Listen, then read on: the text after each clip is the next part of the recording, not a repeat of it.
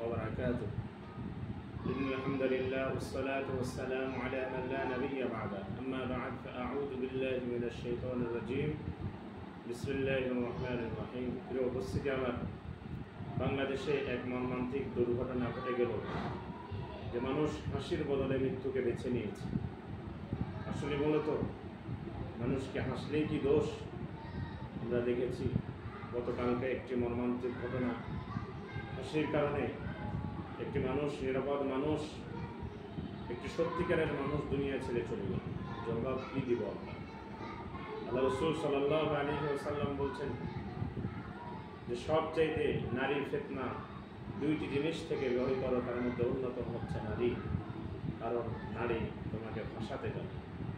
আল্লাহ রাব্বুল আলামিন হযরত ইউসুফ আলাইহিস সালাতু ওয়াস সালামের ঘটনা উল্লেখ করে বলছেন, ইন্না কাইদাকুন্না আযীম। শয়তানের চক্রান্তের চাইতে বেশি নারীর চক্রান্ত বেশি ভয়াবহ, বেশি কঠিন। রাসূলুল্লাহ সাল্লাল্লাহু আলাইহি ওয়াসাল্লাম হাদিসের মধ্যে কিতাবুন নিকাহ, মিশকাত শরীফের কিতাবুন নিকাহর মধ্যে প্রথম নম্বর পৃষ্ঠার মধ্যে আল্লাহ রাসূল সাল্লাল্লাহু আলাইহি ওয়াসাল্লাম সারা বিশ্বের উম্মতকে, তার উম্মতে মুহাম্মাদীকে বলে গেলেন, আমার পথে সবচেয়ে বড় ফিতনা হচ্ছে নারী।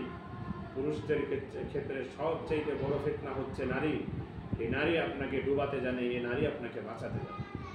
এজন্য যে প্রাইম বিশ্ববিদ্যালয়ের একটি তরুণ ছাত্র, পারভেজ নাম এই মানুষটি, এই ছাত্রটি একটি সত্যিকারের মানুষ। এই ছাত্রটি নিরহংকার